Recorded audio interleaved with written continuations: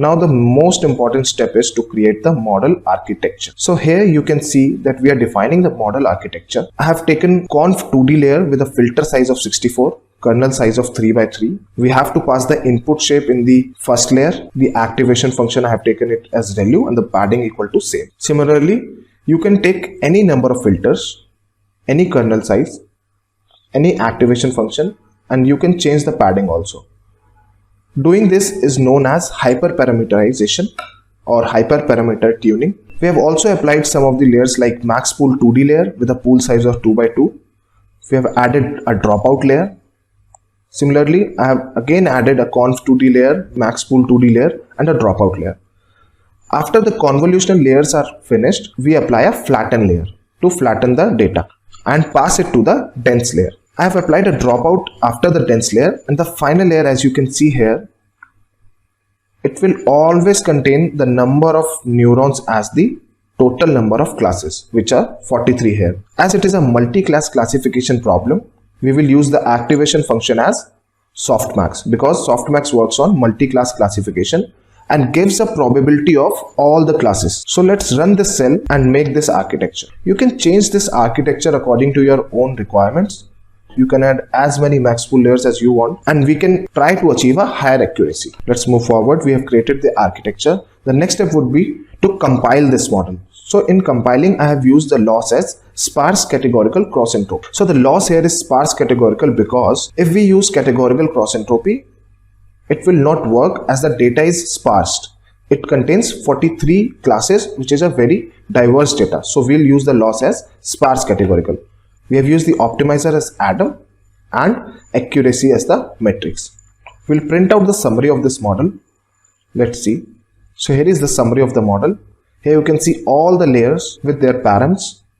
We have added a conf 2D layer, then the max pooling 2D layer, a dropout layer, similarly a conf 2D layer again, and so on. And the last layer with the 43 neurons because it is the final layer. So here you can see that the total params are 1035627 and all are trainable. So now next step would be to fit this model.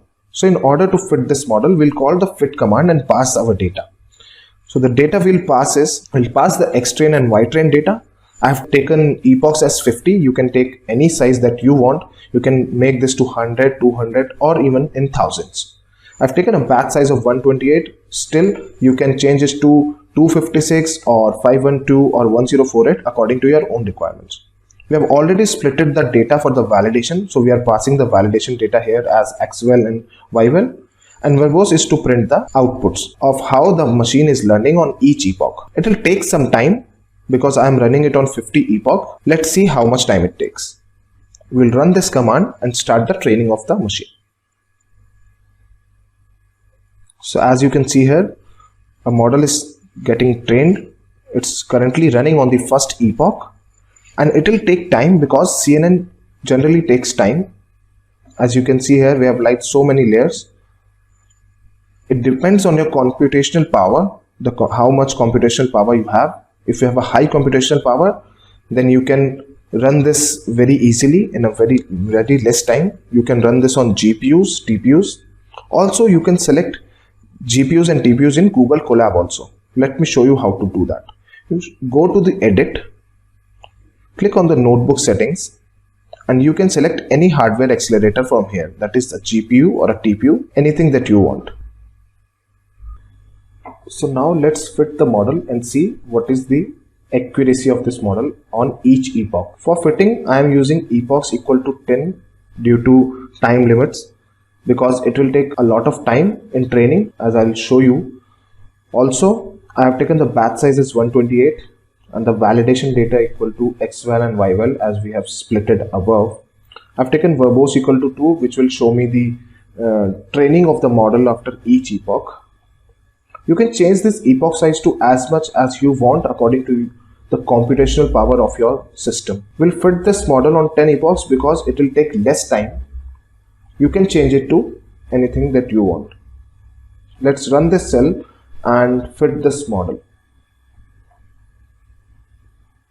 So it start running and we'll see here how much time it will take. I've already tried it, so I think it will take around 180 to 200 seconds. So I'll get back to you once it gets trained and we'll see what will be the accuracy. So it took around more than half an hour for this model to get trained on 10 epochs, and on the last epoch you can see that the accuracy for the training data is 0.92, while for the validated data is 0.994. So you can increase the number of epochs as much as you want if it supports your computational power. It took me around 35 to 36 minutes to run this on 10 epochs. You can change it according to your needs. So now let's see how to create the plot for the accuracy and the loss. So here what I have done is I have taken the model history and stored it into a data frame, and from this data frame I am creating a plot of accuracy and validation accuracy, similarly a plot of loss and the validation loss. This is a really easy method to plot. It doesn't require any visualization library. The plot function is already predefined in the data frames in pandas. So let's plot this.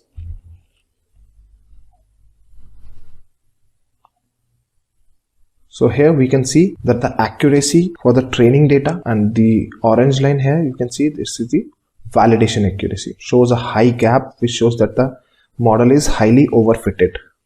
You can hyperparameter tune this model in order to reduce this overfitting. Some of the techniques that you can apply are regularization of type L1 or L2, or you can apply dropouts. You can totally change this model according to your own requirements. You can change the number of layers, the number of kernels, and all that. Similarly, here you can see that the loss is decreasing for both training and the validation.